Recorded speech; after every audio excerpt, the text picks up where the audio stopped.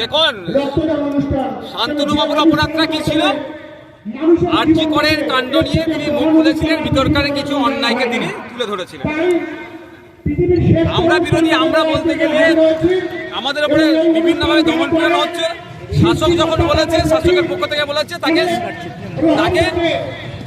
কি হয়েছে, তাকে সাসপেন্ড করেছে। আর আরাবুল ইসলাম নতুন করে বলতে লাগে না, অনেক আগে সাসপেন্ড করা দরকার ছিল। পঞ্চায়েত ভোটে যেভাবে হিংসা করেছে, ইতিপূর্বে একবার সাসপেন্ড করেছিল সেই অধ্যাপিকাকে জব করার জন্য। ওদের কখন সাসপেন্ড হয়, কখন প্রত্যাহার হয়, আরাবুল ইসলাম নিয়ে কোনো প্রশ্নই থাকছে না। আবার পরে কয়েকদিন পরে সাসপেনশন তুলে নেবে। ব্যাপারটা হচ্ছে তৃণমূল কংগ্রেস শৃঙ্খলা নেয়, ও কাকে সাসপেন্ড, দল কাকে সাসপেন্ড করে। শৃঙ্খলা থাকলে মেয়েদের উপরে অত্যাচার হচ্ছে, দুর্নীতি হচ্ছে, অন্যায় হচ্ছে, তাহলে সাসপেন্ড করে দলটা সেই কর্মস্থ থেকে গাঁ উজাড় হয়ে যাবে। কি মনে হয় এই যে তৃণমূলের মধ্যে কি এটা কি হাস্যকর? পাবলিক ডোমেইনে হাস্যকর হয়ে উঠছে নিজেদের মধ্যে। ব্যাপারটা এখানে একটা হয়তো ইকুয়েশন কাজ করতে পারে, সত্যি জানি না কি ইকুয়েশন হবে। শান্তনু সেন হচ্ছেন, আমরা এখন যতটুকু খবর পাচ্ছি, অভিষেক বাবুর পন্থীতে হয়ে গিয়েছে। তাহলে শান্তনু বাবুকে যদি সাসপেন্ড করা হয়, তাহলে অভিষেক বাবুর পন্থীর একজনকে করলো, তাহলে মমতা দিদির পন্থীর একজনকে আগে করতে হবে। সেই জন্য আরাবুল ইসলামকে করা হলো, এটা হতে পারে। দলীয় কোন্দলের জন্য এগুলো হচ্ছে, তবে বুঝতেই পারছি। আদর্শ নিয়ে এরা কাউকে সাসপেন্ড করেনি। হাসপুর শিবিরের এই ধরনের সিদ্ধান্ত কেন নিচ্ছে 26-এ ভোট বলে? দেখুন, এটা সাময়িকের জন্য, এদের সাসপেনশন কখন উঠবে কেউ জানে না। আমাদের এখানে সাসপেন্ড করে রেখেছে, দেখুন না, আমাদের এখানে কয়েকজনকে সাসপেন্ড করছি দল বহির্ভূত আচরণের জন্য। কোনোভাবেই তাদেরকে আর পাত্র দিচ্ছি। আমডাঙ্গা একেবারে একটি মাদ্রাসা দুর্নীতির অভিযোগে ডোমা এফআইআর করেছিল, তার এগেনস্টে কমপ্লেন হয়েছে, অভিযুক্তদের বিরুদ্ধে অ্যাকশন হয়েছে এবং শিক্ষা দপ্তর কয়েকজনকে সাসপেন্ড করেছে। তারাই তো একেবারে এলাকায় ঘুরে বেড়াচ্ছে। তাদেরকে তো গ্রেপ্তার করে অথবা জেলের মধ্যে রাখা দরকার। তাদেরকে গ্রেপ্তার করে জেলের মধ্যে রাখা দরকার। কি হচ্ছে না হচ্ছে আমি শুনলাম নাকি তারা রীতিমতো ধরতে গেলে পুলিশ প্রোটেকশনে ঘুরছে। পুলিশ তাদেরকে গ্রেপ্তারকে দূরের করে, তাদের পুলিশ প্রোটেকশনে ঘুরছে। আমি 28শে জানুয়ারির মধ্যে রিপোর্ট চেয়েছি এখান থেকে, ছেলেদের কাছ থেকে লোকাল রিপোর্ট নিয়ে। বাজেট সেশনে মুখ্যমন্ত্রী উপস্থিত থাকবে, আমি প্রশ্ন করব এই বিষয়টা। মাদ্রাসার এই যে হোস্টেল দুর্নীতি নিয়ে, যে হোস্টেলকে লিস্ট দিয়েছিল, তাদের বিরুদ্ধে কি ব্যবস্থা গ্রহণ করা হয়েছে? কি মনে হয় ডোমা একেবারে এফআইআর করেছে, একেবারে সরকারি দপ্তর থেকে এফআইআর হয়েছে, দুর্নীতির অভিযোগ উঠছে, আবার শাসকের কোন্দল প্রকাশ্যে আসছে, করছে পোস্টার।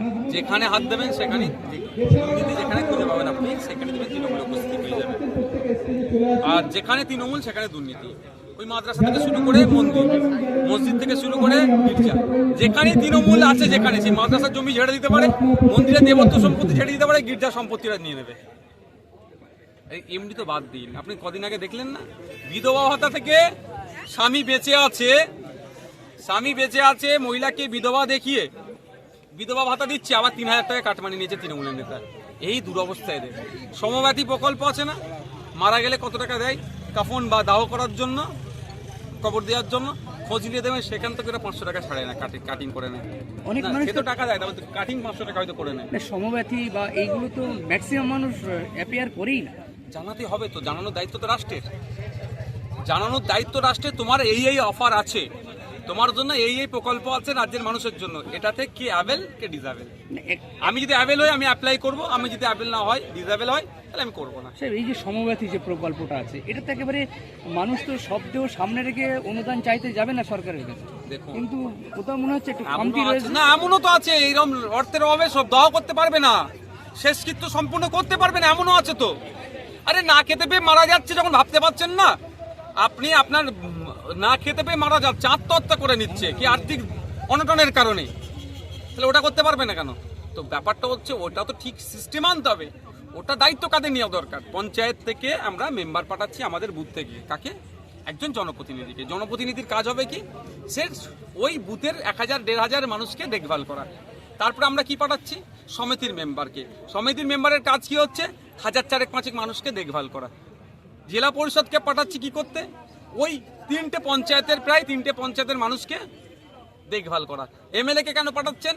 4.5 লাখ মানুষের দেখভাল করা, সুযোগ সুবিধাটা যেটা কি আছে সেটাকে নজরে রাখা, যেগুলো ভুল হবে সেগুলো আইন সভায় তোলা। এমপি এই 15-16 লাখের মানুষের প্রতিনিধি হয়ে গেছে এখন।